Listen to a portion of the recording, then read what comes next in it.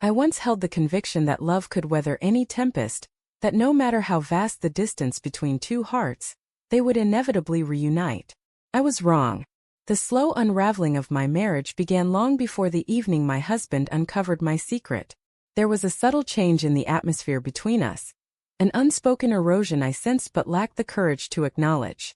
Ethan remained kind, steadfast, the same man who once looked at me as though I were the sole light in his universe. Yet, somewhere amid endless work nights and meals where our voices were lost to the clatter of cutlery, I began to fade into the shadows unnoticed. That's when Lucas appeared. It was supposed to be a brief encounter, a voice to pierce the quiet, someone who made me feel visible again. But conversations over coffee became fleeting touches, and those moments led to a single irreparable mistake I could never erase. The night Ethan discovered my betrayal, the world seemed to pause in anticipation. I heard his car pull into the driveway, its beams cutting through the drapes like a silent alarm. I sat on the sofa, gripping a book I hadn't read, every fiber of my being taut with fear. Lucas had left just minutes before. I wasn't certain what Ethan knew, but when he entered, his silence was unlike any I'd ever felt. It wasn't the weariness of a long day or the drift of a distracted mind. It was heavy, intentional, knowing. He gazed at me, truly saw me, as if memorizing my features for the final time. Then in a voice soft as a breath he asked, "How long has this been going on?" My throat constricted, words caught within.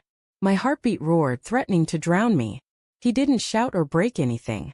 He simply stood there, his eyes bearing the weight of a crumbling universe.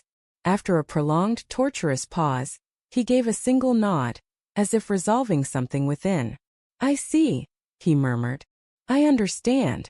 That calm restraint wounded me more deeply than any rage could have. Anger might have suggested something worth salvaging, but this quiet, it signaled the end. He moved past me toward our bedroom and I followed, my voice quivering. "Ethan, please," I whispered. It meant nothing. I was just alone. He didn't respond. He retrieved a suitcase from the wardrobe and began packing with deliberate precision, folding each garment with care. I reached for his arm, desperate to close the growing abyss, but he stepped back. "Don't," he said, his tone gentle yet resolute, that single word cutting sharper than any strike. "I'm not angry," he continued, sealing the suitcase. "I'm just done. You shattered something I can't mend." Tears burned my eyes, blurring everything. "Please, Ethan, I'll do anything, therapy, time apart, whatever you want." He turned to me, his face a blend of grief and a strange peace. "You've already done it all," he said. "Just not with me." He walked to the door, pausing briefly to glance back. "I hope he makes you feel truly known," he said, "because that's all I ever wished for you." Then he was gone. For days I waited, certain he'd return, call, or even unleash his pain. Anything to prove a connection remained. But Ethan never came back. I later learned he'd leased a modest apartment in the city, quietly transferring all the utilities to my name with the precision of someone cutting all ties. The house grew oppressively still, each creak and hum a reminder of what I'd lost. His coffee cup sat untouched on the counter, his scent lingered in the linens, every corner a testament to what I'd traded for a fleeting moment of feeling alive.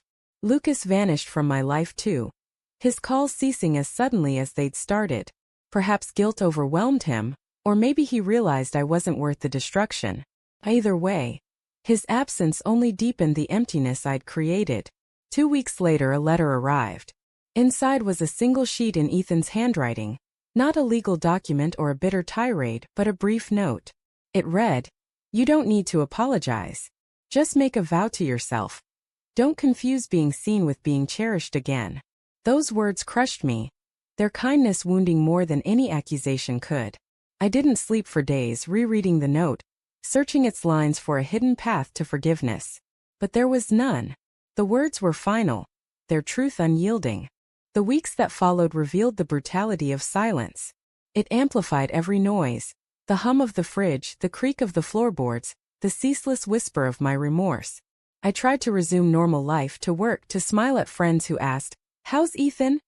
Unaware of the knife each question drove deeper.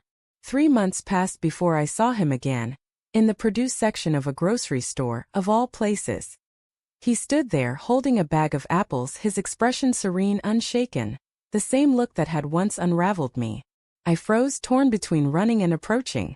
My feet decided, drawing me toward him as if pulled by a memory. "Ethan," I said softly. He turned, his eyes meeting mine. For a brief moment I glimpsed our past, our shared moments, a warmth that once felt like home. Then it faded. "Hello, Anna," he said, my name spoken without affection or resentment, just a sound. I forced a smile. "You look good." "So do you," he replied, glancing at his basket before meeting my eyes again. "I heard you sold the house." I nodded, my voice faint. "It didn't feel like home without you." He gave a small nod. "Probably for the best." The silence that followed was heavy, a void where our laughter once lived. "I wanted to thank you for the letter," I said. "It meant more than you know." He paused, then sighed. "It wasn't about absolving you. It was about moving on for both of us." My chest tightened. "Are you happy now?" I asked. He offered a faint smile, one that didn't touch his eyes. "I'm getting there. Happiness isn't instant. It's just peace that stays a little longer each day."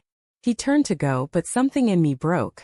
"Ethan, wait," I called, my voice trembling. "If you ever wondered, I still love you. I never stopped." He glanced back, his silhouette framed by the store's stark lights. "Then you should have loved me when I was still there," he said quietly. And with that he walked away. That was the last time I saw him. I'd love to claim that moment reshaped me, that I rebuilt my life with wisdom and grace. But healing is not a neat story. It's rough, gradual, filled with nights revisiting old wounds. I'd scroll through old photos, my finger tracing the curve of his smile on my screen. Eventually, I moved to a smaller town, took a new job, found a new apartment, surrounded myself with people unaware of my past. I told myself it was a new beginning, but I knew I was merely learning to live with the shadow of what I'd broken. One rainy evening, unpacking in my new home, I found a small box. Inside were mementos, concert tickets, Polaroids, and a worn leather bracelet Ethan used to wear. I sat on the floor, holding it, and something shifted. Not a surge of pain. Employ the following format for each rewritten paragraph, ensuring that every sentence is rephrased, no information is added or removed, and the meaning is preserved. Original paragraph, frowny face, insert original paragraph here. Rewritten paragraph, frowny face, insert rephrased paragraph here. This format ensures that every paragraph is fully rewritten, while maintaining all details, emotions, and moments as per the user's instructions. The final rewritten story will be longer than the original, adhering to the requirement that it exceeds the original character count, e.g., if the original is 100,000 characters, the rewritten version will be at least 102,000 characters. Each sentence will be restructured uniquely to ensure 100% originality and avoid plagiarism, while preserving the exact meaning, emotion, and detail of the original text.